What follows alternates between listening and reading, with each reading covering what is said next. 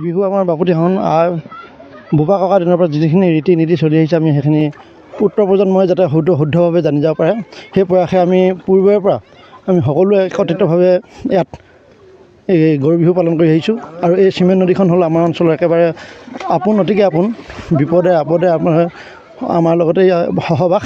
গতিকে এই স্থানতে আমি সকলো একত্ৰিত, সকলো জাতি জনগোষ্ঠী, আমি মিচিং সম্প্ৰদায় আছোঁ ইয়াত, আমাৰ আহোম সম্প্ৰদায়, চুতীয়া সম্প্ৰদায় সকলোৱে লগ লাগি একেলগে আমি যিহেতু ইয়াত পূৰ্বৰ দৰে যেনেকৈ পৰম্পৰা ৰীতি নীতি আছে আমি সেইমতে সেইটো বৰ্ষতো আমি কৰিছোঁ।